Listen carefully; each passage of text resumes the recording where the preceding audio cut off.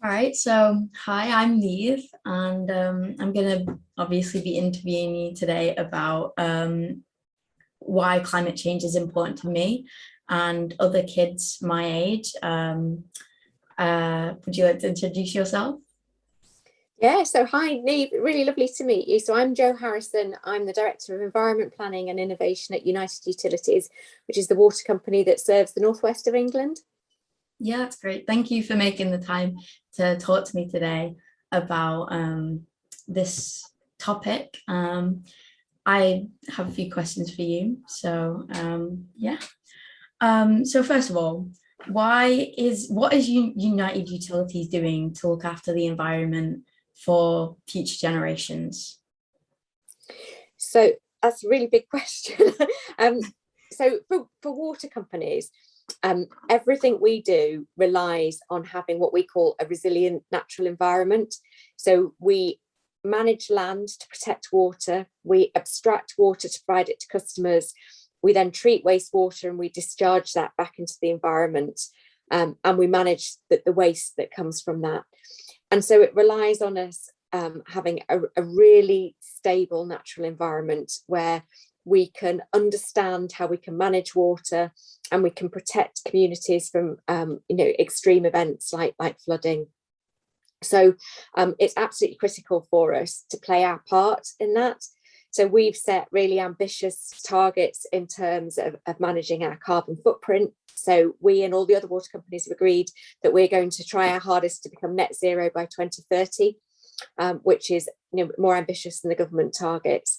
But we're also going to work really hard to look at how we adapt the company and our services so that we can ensure that we can protect our water resources and our wastewater services long into the future. So, a good example of how those things come together is that we manage a lot of land in the northwest. So we manage 56,000 hectares of land.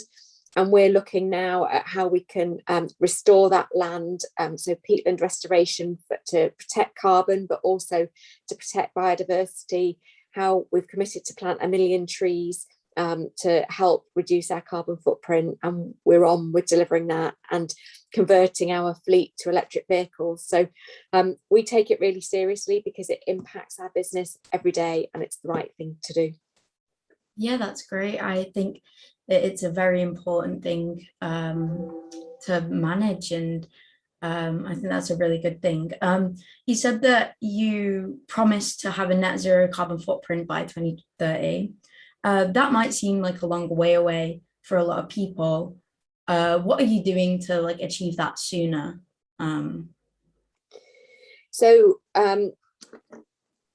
for a water company, there are a number of different things that we can do. So we have already reduced our emissions by around 70% from 2003 levels. So we've really, really focused on reducing them for a long time. We made commitments a long time ago. So we already purchase all of our electricity as green electricity, as an example. And we generate 25% of our energy needs from renewable energy that we generate as a water company. So the sludge that we generate from wastewater treatment contains biomethane, which we can use to make electricity or export that to the grid. So we've already done a lot. Our pledges that we are sort of trying to deliver over the next few years are really around tree planting, peatland restoration, and changing our fleet to an electric fleet. But one of the critical things for water companies is that our carbon footprint starts the moment our customers flush the loo. So everything we produce as human beings that gets flushed down the loo naturally degrades and releases methane and carbon dioxide.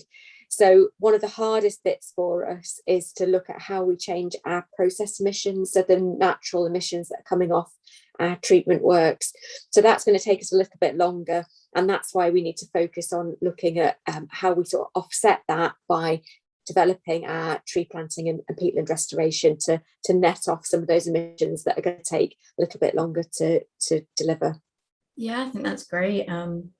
Some young people do think that companies are more interested in the profits than genuinely protecting the environment. What would you say about that? What's the company doing different? So I think probably the opposite, that I think that companies are doing more than necessarily regulators and government to actually meet the climate change challenge. I think, water companies see that changing environment all the time, and we can see how the climate is changing. We can see the change in patterns to rainfall. We can see the increase in temperature in our reservoirs and our lakes that we use. So, that's something, we're a company full of scientists that look at these things and study them and understand the risks. But what we're really focused on is making sure that we are resilient as an organisation. And I think that's what other companies in other sectors are doing too. So if you look at the food sector, they're going to be equally impacted by climate change, whether it's changes to the land, changes to rainfall patterns, changes to other aspects of weather. So I think that as companies start to realise how vulnerable they are to climate change, it's in their interest to invest. And I think the other aspect is that all companies rely on the financial system. We rely on being able to borrow money in order to fund our activities. And increasingly, all of our investors and our shareholders and our banks are all setting out really, really stringent climate change objectives. And I have more conversations now as an environment director with our banks and our shareholders than I've ever done before. So I actually think that everybody is really playing their part, and we understand the risk and what we have to do. Yeah, I think that's really important, and you're doing a great job with that. What do you think that young people can do to play their part to help the environment and work alongside you? So one of the things I think is really important is this sort of constant challenge. Climate change isn't a new thing. And I remember when I was your age, I bought a T-shirt that said, I can't even remember exactly what it said, but it was something along the lines of, stopping global warming. And, that was 30 years ago. And, I think the failure of my generation has been not to be demanding of others sooner. And so, what I really want to see within United Utilities is our young employees really pushing the organisation, because not everybody understands the risks, and of course with big companies you've always got lots of competing priorities. So I suppose it's not just our customers holding us to account or our shareholders, it's our employees as well. And the louder the voice that we hear, the more likely it is that we are going to be able to act with pace and get that momentum that we all need as society. Yeah, I think that's something that a lot of people my age really want to do, because this affects us quite a lot and we can be the generation to kind of help this. And, I think that's great. Here in the Northwest, we get a lot of rain. And I think that makes people think that with all this water, we don't have to use water that carefully. But what would you say to convince people that they do need to use water carefully? So I think if we look at the summer that we've just had, it's been a really good example of how different our climate in the Northwest is being. So we've had some really, really dry months, drier than we've ever had, and really, really exceptionally wet months. So instead of having, the normal constant drizzle that we're used to in the Northwest, which is really great for water companies because it just keeps the reservoirs nice and full, we've just had these extremes of weather. And what we know from climate science is that, that is going to become more and more typical. And, particularly these hot, dry summers is going to be the norm. Now, what we can't do is just build more and more water resources to make sure that, we've always got plentiful water. We're going to have to think really, really differently about how we manage and conserve the water that we have got. And everybody needs to play their part in that. So we've really tried to sort of explain to people the impact of saving water, and really trying to encourage them to do so and play their part, but also showing how actually, if we think about how we use water in the home, a lot of that water is then heated. So there's a direct carbon impact in our homes of using that water. So we're trying to make that link between our own carbon footprints in our homes and our water usage, and how we might do things differently, and really trying to encourage people to recycle water and to reuse it and to have water butts and all of those things that we know are good practice, but not everybody does. So that's where we're really trying to focus. Yeah, I think it's important for people to try and save water as much as they can. Do you know how much water you personally use, and what do you personally do to save water yourself? Yeah, so I think the average water use for people in the Northwest is about 140 litres per head per day. And when I looked at my water bill, I really hoped that I would be like, super good and much lower than that. And I'm not. I live in a family of 4. I've got 2 teenage daughters who spend ages in the shower. So I suppose what I know, I am a very nagging mom, and I keep telling my daughters not to spend as long a time in the shower.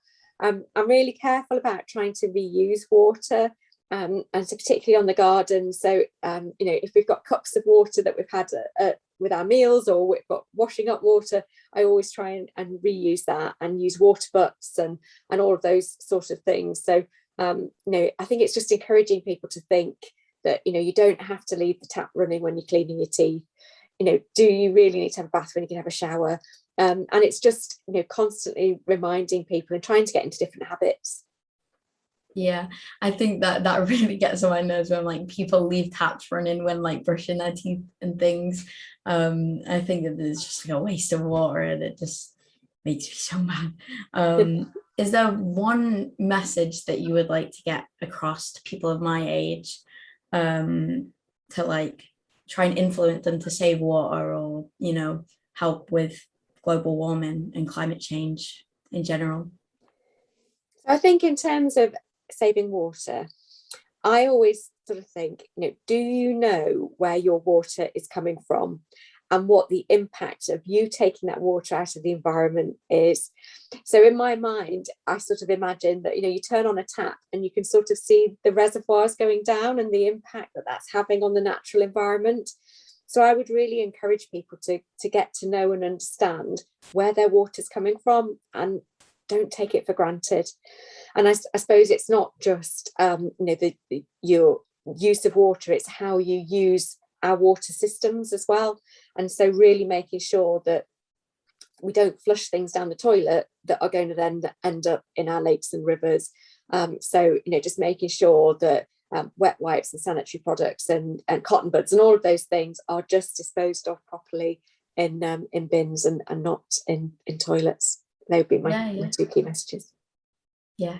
What do you do to make sure the views of young people like me influence how you work, and what are the plans going to be for your future for the company to try and go further with this? So we do loads and loads of customer research to understand what people of the Northwest want us to do, where they want us to invest, what their priorities are.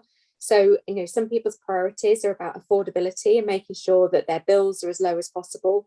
Other people are much more concerned about the environment and want us to invest more in that area. And obviously there's loads of different other views as well.